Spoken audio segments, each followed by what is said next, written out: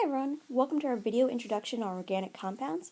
You've seen organic compounds before back in bio, we just wanted to kind of remind you of what they are. Today all you'll need is some notes, so pen and paper will do.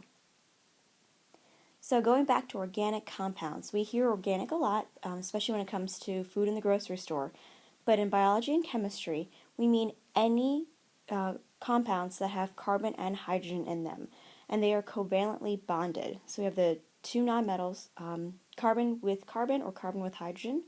We can also form organic compounds when we combine these two elements with other elements such as oxygen, nitrogen, phosphorus, etc. So some examples are the four major biological molecules you learned back in bio, the first one being carbohydrates. So we'll take a look at a carbohydrate, and we actually have a few carbohydrates here. So we can categorize them into monosaccharides, disaccharides, and polysaccharides. The term monosaccharide just means we have one sugar. Disaccharide means that they have two sugars combined together. And polysaccharide means that you have many, many sugars together. So two examples of monosaccharides are glucose and fructose.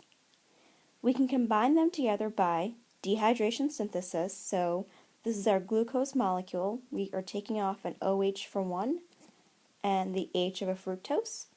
And then we're combining this carbon with that oxygen. As a result, we end up with H2O or water, and the large disaccharide in this case, which is sucrose. So this is one large molecule right here, and here's our water.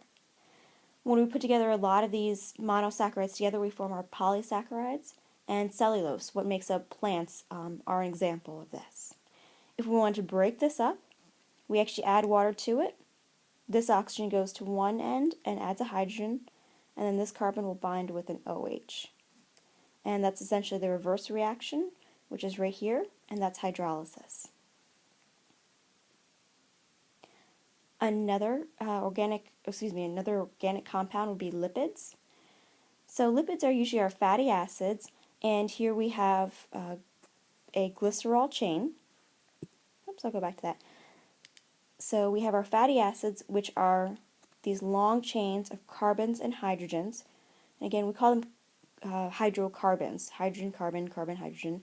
And they are attached to pretty much glycerol molecules when we put them in over here.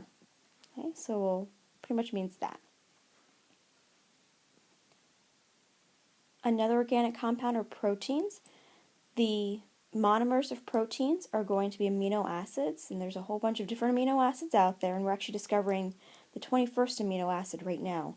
So here's an amino acid. It starts with NCC. The N has two more bonds, each with hydrogen. The central carbon has a bond with another hydrogen and something called the R group. This carbon has a double bond with oxygen and a single bond with an OH.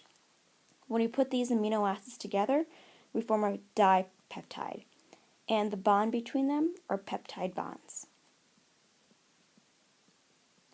Another type of organic compound that you learned back in bio were nucleic acids. So this is what makes up DNA. And our monomers for nucleic acids are nucleotides. So we can put together two nucleotides, and they're usually put together in a long backbone chain, and these two nucleotides can be attracted to one another by hydrogen bonds. So you don't need to memorize all those bonds again. I just want you to see them, hopefully refresh your memory with those covalent compounds. Other examples of covalent compounds you see every day are plastics, gasolines and other fuels, fats and oils. Alright, so why carbon? Why is carbon so special? Carbon actually can end up forming 4 bonds. So if we show the Lewis dot structure of carbon, we have carbon in the center and 4 electrons.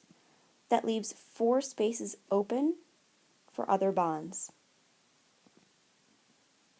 When we do that, carbon can end up forming rings, chains, and networks, and they can form single, double, and triple bonds. So here are some properties of organic compounds. They are nonpolar, meaning that they're not attracted to water. So if you put oil and water in with one another, they are immiscible, meaning they won't mix in together. They also have low melting and boiling points. And just to let you guys know, the more carbons there are, the higher the melting point and boiling point. So you might see this as a multiple choice question. It might ask, which of the following has the highest melting point or the highest boiling point? And you pick the one with the highest number of carbons. They have low melting and boiling points because they have low intermolecular forces. And those intermolecular forces are just attractions between two or more of these molecules. They also have low reaction rates, so they're very slow to react. And they're non-electrolytes, meaning that they won't conduct electricity. Right, so a quick little summary. Organic compounds are made up of carbons and hydrogens. We have carbons can form 4 covalent bonds, and they form their rings, networks, and chains. They generally have low melting and boiling points compared to other compounds, especially with metallic compounds, most metallic compounds and ionic compounds. And that's it. Take care, guys.